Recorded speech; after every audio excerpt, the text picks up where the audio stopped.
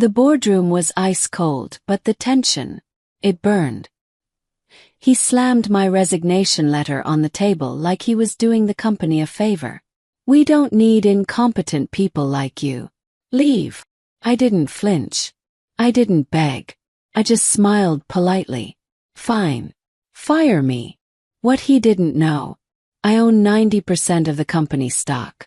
And the next shareholders' meeting, let's just say, he'll never forget it. I'm 35 now.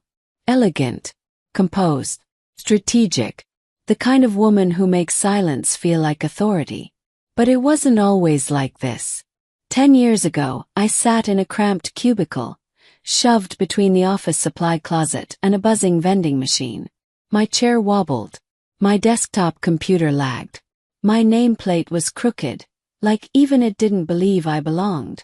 I was the quiet one, the one no one invited to lunch, the one whose suggestions were ignored in meetings and then mysteriously repeated by someone louder, someone male.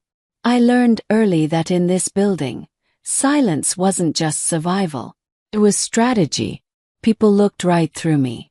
They saw a timid assistant, a woman who smiled too politely, who dressed too simply, who stayed too late and asked for too little. They didn't see the woman who studied every name on the stockholder roster during her lunch breaks. The woman who knew exactly when the CFO's marriage began to crack, because he started drinking more coffee and making fewer jokes. The woman who watched as egos inflated and alliances formed, then shattered in whispers. I kept receipts, literal and metaphorical. Every slight, every fake smile, every time I was dismissed with a condescending "thanks, sweetheart," I filed it away. Not out of spite but precision, because I never needed their validation. I needed leverage. And leverage takes time. When the company went public, I made my first move. A small investment. Nothing flashy. Nothing that would raise eyebrows. Just enough to feel the shift. Then came another. And another. Every time someone sold off shares in panic, I bought. Quietly. Relentlessly. When my boss spent his weekends golfing, I spent mine reading shareholder reports and tracking stock trends. When they laughed at after-hours parties, I listened from the hallway. I studied them like chess pieces. Knew which directors had fragile pride, which board members secretly despised each other, who owed favors, who had skeletons, and while they were busy building careers, I was building something bigger. Control. It was slow, lonely, exhausting. There were nights I cried in that tiny cubicle when no one was watching. Not because I was weak, but because I knew what I carried and how heavy it was to wait. There were days I wanted to scream when someone with half my competence got promoted over me. But I didn't. Smiled, took notes, watched their rise, and timed their fall. They saw my silence as submission. I saw it as a weapon. Because invisibility is a powerful disguise, especially for someone planning a quiet takeover. By the time I turned 34, I had accumulated 90% of the company's stock. 90%. The power was mine. But still, it stayed. Quiet. Strategic. I watched the rot at the top spread. Watched the new CEO swagger in with his loud voice and louder ego. He was charming at first. The type who called me dear in meetings and forgot I was even there when decisions were made. And I let him. Because every decision he made in arrogance made my revenge that much sweeter. So when he slammed that resignation letter on the table, when he looked me in the eye and said, "We don't need incompetent people like you. Leave," I didn't flinch. Because in that moment, I wasn't the girl in the cubicle anymore. I was the woman who held the keys to everything he thought he controlled. And I smiled, not out of fear, but because I knew what was coming next. The shareholders' meeting, where titles mean nothing, and ownership means everything. It wasn't just luck that brought me here. It was him, Mr. Hawthorne, the company's founder. The man whose name was on every wall, whose vision built this empire long before the boardroom sharks ever stepped through the door. Most people feared him.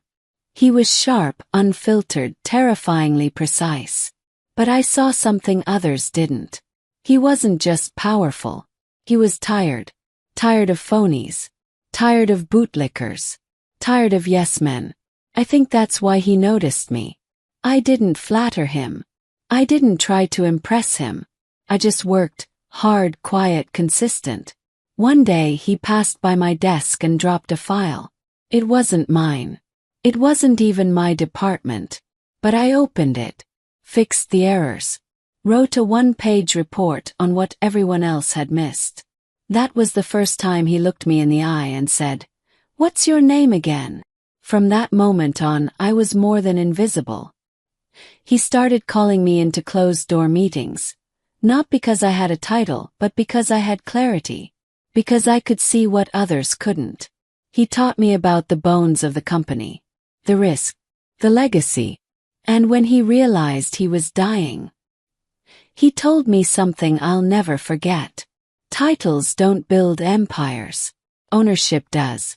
Don't chase the chair. Chase the crown. He offered me a chance to buy in. Not as charity but as a challenge. Start small, he said. But start, then keep buying. No matter what. And I did. While others chased promotions, I bought percentages. Every extra dollar I made, I invested back in. Birthday money. Heirs.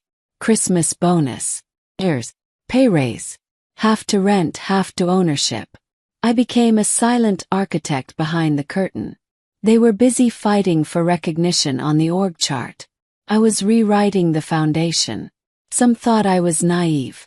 Why would you invest in a company that doesn't value you? They asked. Because I knew something they didn't. The boardroom doesn't care who's loudest. It answers to who owns the table. I watched executives come and go like weather. Flashy new hires, big titles, bigger egos. Each one convinced they were the sun around which we all revolved. But the sun doesn't check stock reports. The sun doesn't know when its light is fading. I stayed in the shadows. Strategic. Silent. Ill. And when Mr. Hawthorne passed away, I mourned quietly. And I bought more. The new leadership didn't even notice. They were too busy rebranding the company and firing people with experience to replace them with influencers and buzzwords. Fine. Let them play their games. Meanwhile, I strengthened alliances. Attended shareholder meetings with a notebook and a smile. I built quiet loyalty. Strategic friendships. Made sure the right people knew my name, but never loudly. And the stock fluctuated. Dipped some years. Rose the next. But my percentage kept growing. 10%. Then 25%. Then 51%. Eventually 90%. I became the shadow queen of an empire built to ignore women like me. And still, waited. Because power without timing is just noise. The new CEO, Gregory, was the worst kind of leader. Loud. Reckless. Blind to the people holding the strings. He didn't know my name. Didn't care to learn. To him, I was still the assistant from a decade ago. He thought I stayed because I had nowhere else to go.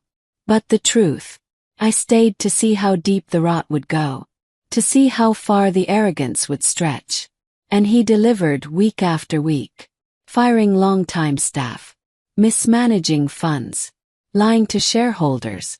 And worst of all, surrounding himself with flatterers who told him what he wanted to hear.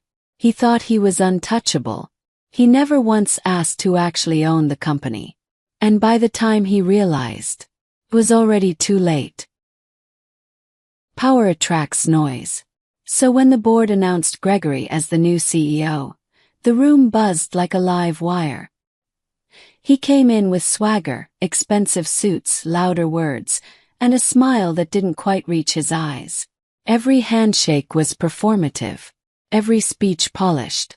But under the surface, I saw it. A man too insecure to recognize real power unless it screamed. He strutted through the office like a savior, as if the company needed rescuing. Meetings became performances. Data was manipulated to tell a story that flattered him. Strategy sessions turned into ego fests. I sat quietly, watched him rearrange the structure, push out the old, bring in his people.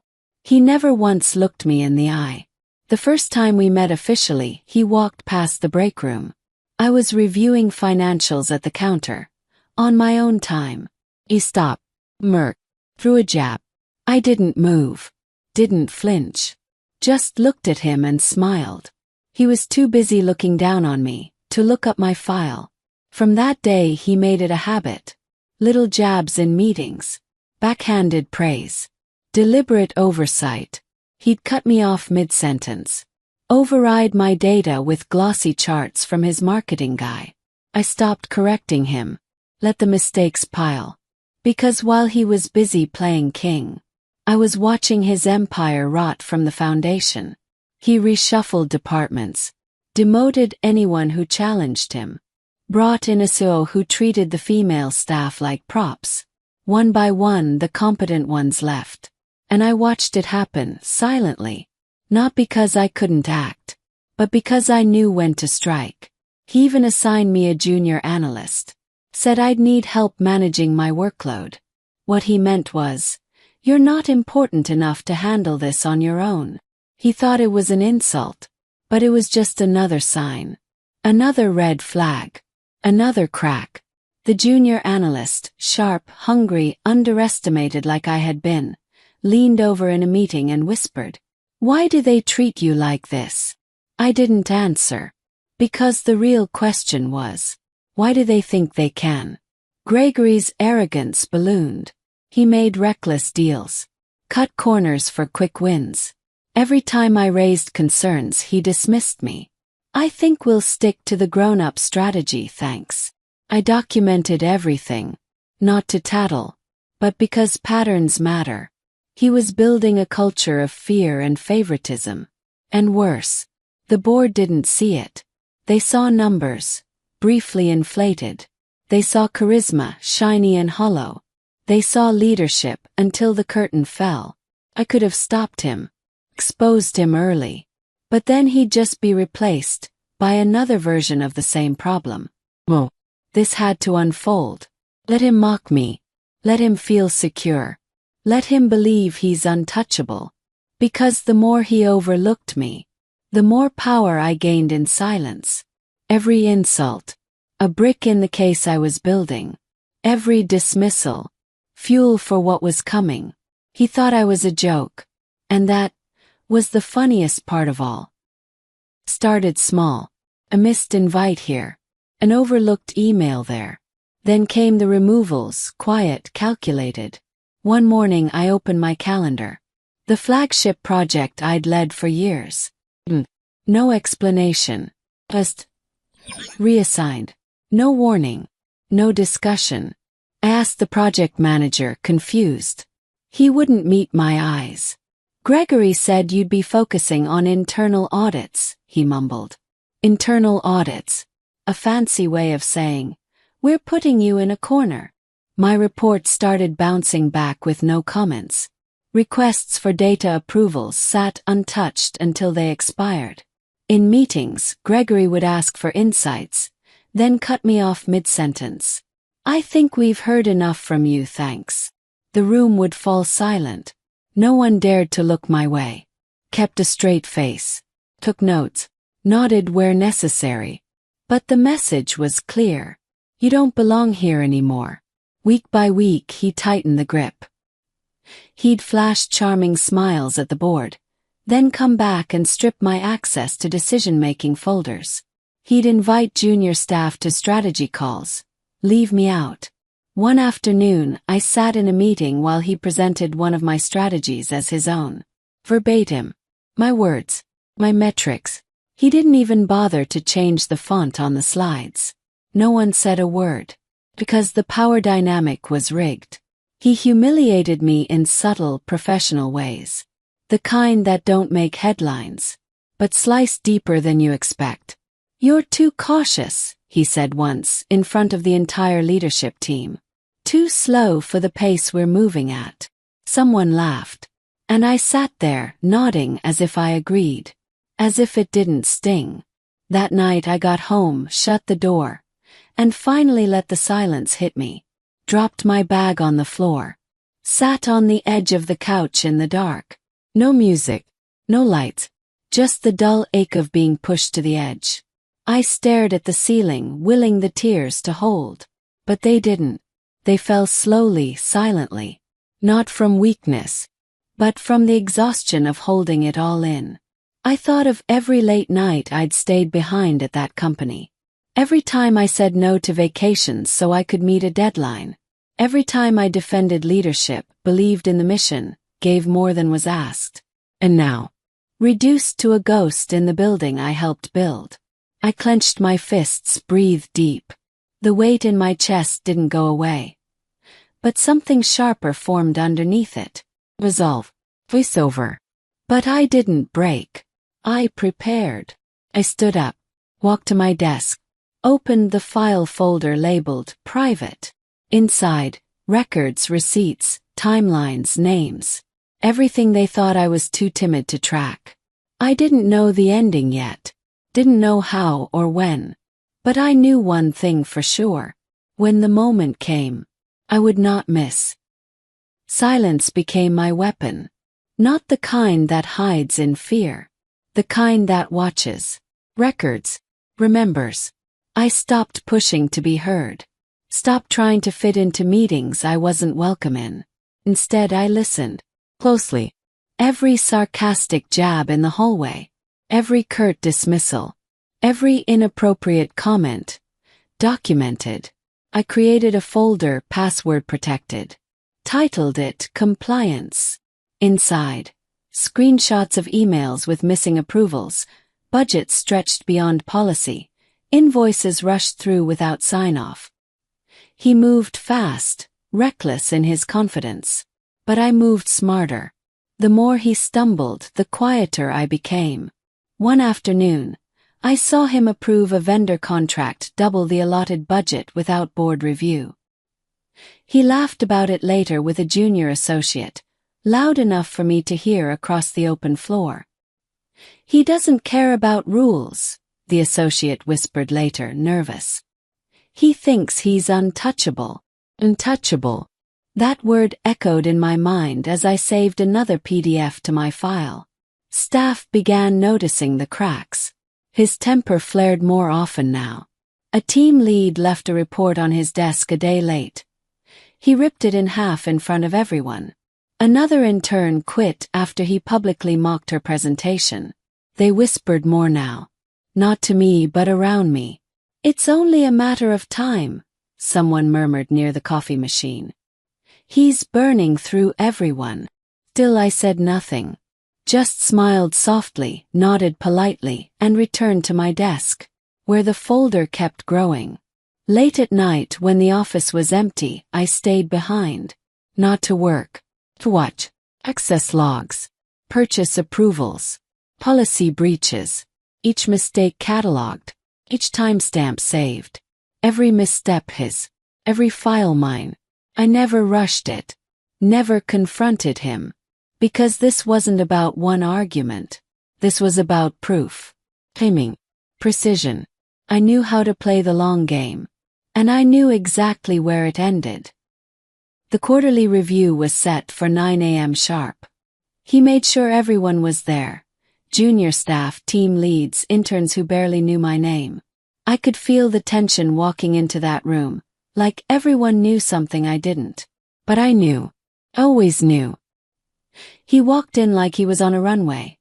Tie loose, sleeves rolled, that confident little smirk on his face. The kind of smirk that said he already decided the outcome, and the meeting was just a formality. I sat at the far end of the table. I always did. Gave me a full view of everyone. And today I wanted to see everything. The projector clicked on. First slide, general performance metrics. Second slide, missed opportunities. Third slide, my name. He didn't even say it out loud. Just turned toward me and let the silence carry the weight. I didn't blink. I didn't move. Just listened. Then he started in. You've been here a while, he said, pacing slowly, making eye contact with everyone but me. But tenure doesn't equal talent. I stayed quiet. Well, he went on. Your team's numbers are underwhelming. Your initiatives haven't driven results. I don't see leadership, I see someone just taking up space. He let that sit for a moment. Some people shifted uncomfortably in their seats. No one spoke. Then he leaned forward, placed both hands on the table, and said it loud, clear. You're not leadership material. You never were. It hit like a slap, but I didn't flinch. I'd felt worse. I'd heard worse. I'd survived worse. I looked at him, and in that moment I realized he was still trying to win a game I already finished. He straightened up and delivered the line he'd clearly been rehearsing. You're terminated. Effective immediately. I could feel every eye in the room swing toward me, waiting. Some in shock, some in curiosity, maybe even pity. I didn't give them a show. Smiled. Not fake. Not nervous. Not angry. Just the kind of calm that comes when you've already seen 10 steps ahead. I stood up slowly, straightened my jacket, picked up my empty notepad. Understood, I said. I didn't yell. I didn't beg. I didn't argue. I didn't need to. Because while he thought he was ending something, I was just watching the final scene of a story he never knew he was part of. And in a few weeks, he'd understand exactly what I meant. But for now, I walked out of that room without a single glance back. Let him enjoy the silence. People always assume silence means weakness. That the quiet ones are clueless, irrelevant, disposable. But silence is where the smartest moves are made. I didn't leave the building right away that day. I walked down to the parking garage, sat in my car, and stared at the steering wheel. Not out of sadness. Not even out of shock. I was remembering. It had been 5 years since he passed, the founder. The man who built the company from nothing.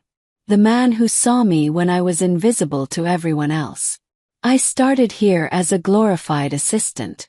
Most days I fetched coffee and organized calendars. But he saw something else. He let me sit in meetings I technically had no business being in. He asked for my input when others scoffed at my presence.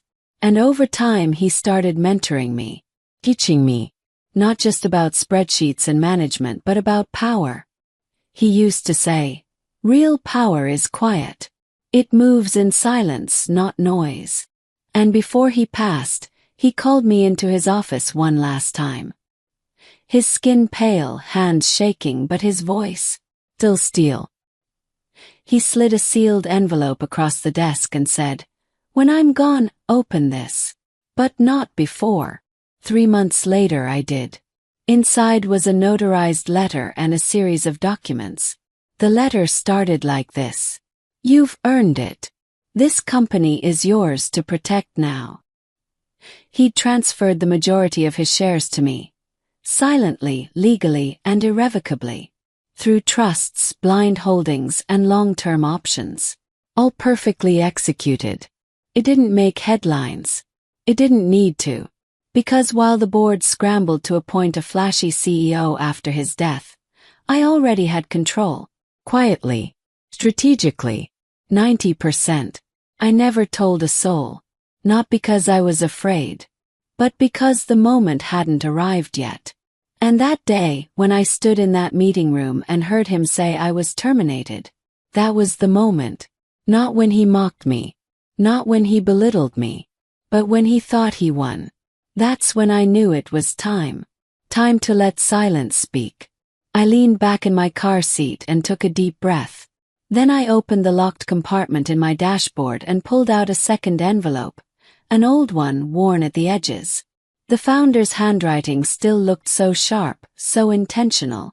I read the last lines of the letter again, just to remind myself. You are not just capable. You are the future. And when the time comes, don't ask for a seat at the table. Turn the whole table over. I folded the letter gently. Then I reached for my phone.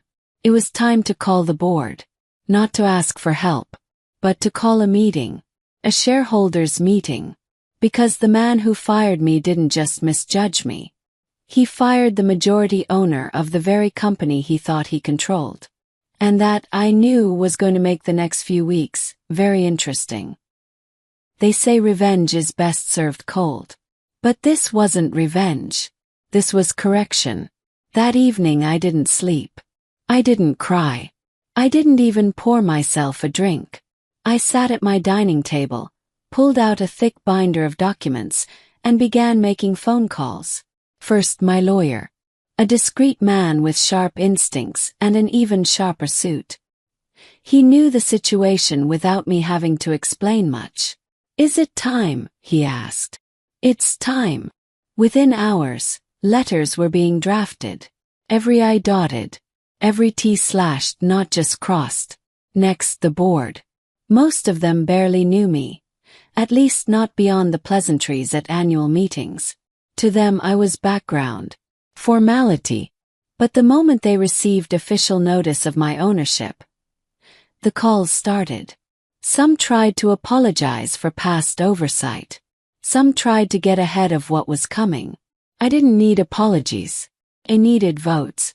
Emails were sent. Old alliances reawakened. Quiet allies who'd once admired the founder reached out with support. One board member, an elderly woman with silver hair and tired eyes, said softly, "I always wondered why he never chose a successor. Now I understand." That meant more than she knew.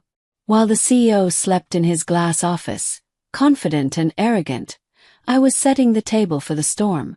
He thought I was gone. He thought I was broken. But he'd fired me from a position I never needed. And I was about to fire him from the one he never earned. Legal notices went out. A formal emergency shareholders meeting was called. The bylaws required 72 hours notice. I gave them 73. I watched the ripples move through the company's corridors. Emails started flying. HR whispered. Middle management panicked. Some tried to call me. Others didn't dare. The CEO remained oblivious for another day. Probably out golfing or closing another loud, showy deal to inflate his ego. Let him have it. Because what was coming wasn't noise.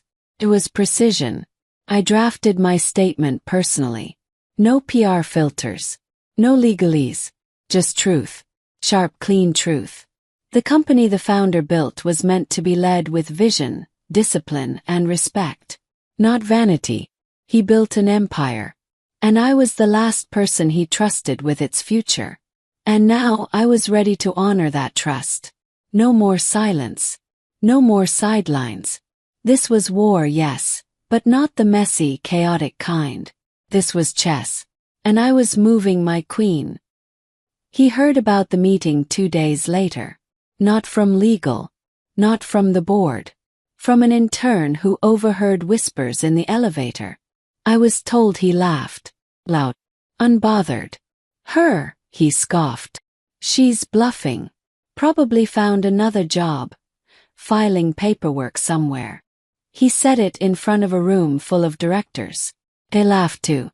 But quieter. Because the air had shifted. They could feel it. Something was off. Off enough that even the loudest chuckles felt hollow. Rumors started circulating. Staff didn't know what the emergency meeting was about, but they knew my name was on it. That was enough. People started watching me again. Not with indifference. With caution. Like someone who realized the quietest person in the room had a sword behind her back. He tried to keep up appearances. Extra meetings, more control, barking orders with artificial confidence. But control isn't loud. And confidence doesn't sweat. He sweated. He doubled down, made rash decisions, canceled departments I had personally helped grow, slashed budgets like it was a game. To prove he was still in charge. To prove I was irrelevant. But desperation has a scent. And everyone was beginning to smell it. Junior staff whispered in corridors. Managers stopped making eye contact. Morale dipped like a sinking ship trying to pretend the ocean wasn't rushing in. Still he strutted. Still he laughed. Still he believed I was bluffing. He hadn't looked at the share registry. He hadn't checked the board emails. He hadn't even opened the envelope on his desk. Because men like him don't read warnings. They only react to explosions. And mine was coming. Not with fire. Not with noise. But with a vote. And the final word. The boardroom was full. Polished wood. Chrome chairs. Suits lined the table like polished mannequins. I walked in quietly. Intentional. Not a glance to the left or right. I didn't need permission to exist. He was already seated at the head of the table, laughing at some joke he'd just made at my expense. The moment he saw me, he leaned back with that same smug grin. "Did someone invite the coffee girl?" he said loudly, clearly amused. Some chuckled. Others didn't know what to do with their faces. But I didn't react. I simply sat. The far end of the table, folder in hand. My fingers brushed over the edges of the papers I'd spent years assembling. Not to prove a point, but to end a chapter. I looked up, my voice level, unreadable. "I'd like to begin." Silence. No introduction. No permission. Just stillness.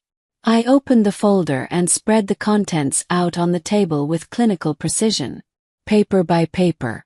Statement by statement. A silent storm rising. No one dared speak. I didn't need to explain yet. Just let them look. Let them see what had been right in front of them all along. And as they read, the room began to shift. No music. No dramatics. Just the slow, dawning realization that nothing would ever be the same again. I stood slowly, gathering no rush, no need for theatrics. Just truth. I looked at each person at the table. As darted away. Some pretended to reread the documents in front of them. Others stared, frozen. Then I said it, clear, calm, and deliberate. As the 90% majority shareholder of this company, I paused only long enough to see his face shift. I hereby motion to remove the acting so effective immediately. The words hit the air like thunder. Gasps rippled through the room. Chairs creaked. A coffee cup clinked against porcelain. Silence swallowed the rest.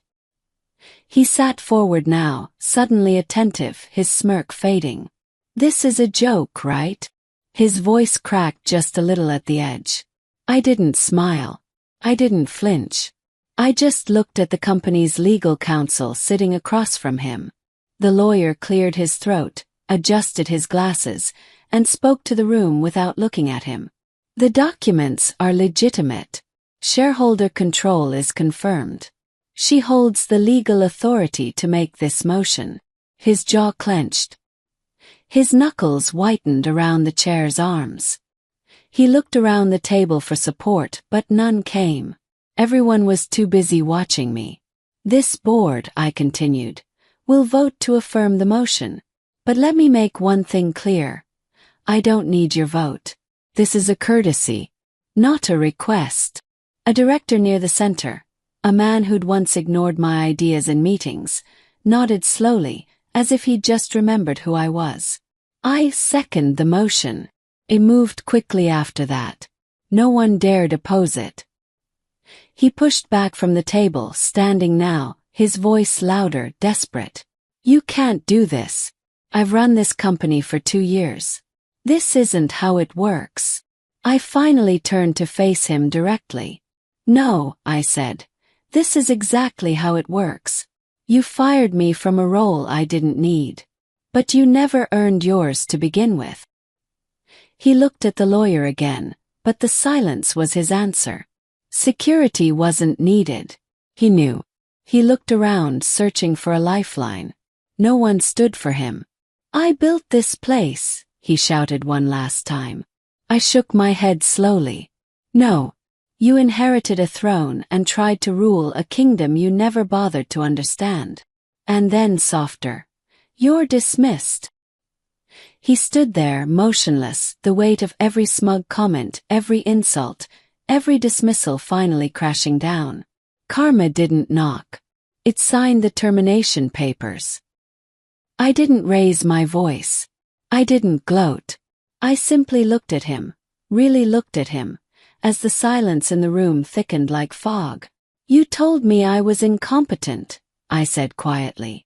Yet I built the foundation you stand on. No one moved. No one breathed. In that moment, the weight of years rose in my chest. Not bitterness, but clarity. And as I stood there, the memories came. Long nights when no one stayed but me. The echo of footsteps in empty hallways. My hand clutching reports no one asked for. Data no one valued. Until the right moment came. The young intern who almost quit until I stayed behind to help him finish a broken presentation. The overlooked assistant I taught how to negotiate supplier contracts, who now leads logistics. Moments no one saw. Victories no one cheered for. Till now. Soft instrumental music swelled in my mind, the kind that plays at the end of a battle not because the war was loud, but because the survival was silent. He left the room without another word. No fight. No farewell. Just the quiet footsteps of someone who'd finally run out of power to abuse. And then, the room exhaled. The next day I walked into the same building. Same halls. Same air. But everything felt different. Called an all-hands meeting. No fanfare. No suits for show. Just truth. I won't be taking the CEO title, I said. But this company needs a leader who listens. A builder, not a bully. Heads turned as I named names. People who stayed late not for credit, but for commitment. I appointed a new CEO. Someone I mentored years ago. Strategic, loyal, kind. I restructured the leadership team, removing the ones who cheered loudest when they thought I was gone. Then I rewrote the policies. Promotions based on performance, not politics. Feedback loops built into every level. Quiet workers given a voice. The culture began to shift. Not overnight but steadily. Laughter returned to lunchrooms. Ideas sparked in corners where silence once ruled. And him. He was seen later that week, clearing out his office. Alone. No send-off. Just cardboard boxes and the weight of his own reflection. Staff didn't cheer his exit. They clapped for something else. Not for vengeance, but for return. For resilience. For a woman who walked back in without noise, but with power. Because when the dust settled, they finally saw what had always been there. Not just the woman they overlooked, but the backbone of the empire. The sky was gray when I arrived at the hill. Not stormy. Just quiet, like the kind of silence that speaks more than thunder ever could. I stepped out of the car and walked slowly toward the grave. No cameras. No assistants. No title. Just me. The stone was simple, elegant, just like he'd been. I knelt down and laid the flowers gently, as if anything louder would break the moment. "Hi," I whispered. The wind answered with nothing but a soft rustle in the trees nearby. I stayed quiet for a long time, letting everything I'd been holding finally rise to the surface, like steam after years of pressure. "You believed in me," I said slowly, "when I didn't believe in myself. You saw something I didn't yet know how to name." I traced the letters on his name with my fingers. I did it. Not with noise. Not with revenge. But with integrity. My voice cracked, but I didn't cry. Not this time. I wanted to walk away so many times. But then I'd remember your words. Build in silence, rise in storms. And I did. The wind grew stronger, and for a moment I almost imagined him standing there again beside me, the way he used to in boardrooms, watching, guiding without ever needing the spotlight. I stood up, brushing the dirt from my knees. Then I smiled. Softly, deeply. 'Cause I had done more than win. I had become everything he knew I could be. What would you do if your boss underestimated you? Have you ever been quietly powerful? Drop a comment below. Like, share, and subscribe if this resonated with you. Remember, real power doesn't always make noise, but it always shows up. Also, please comment where you are watching from.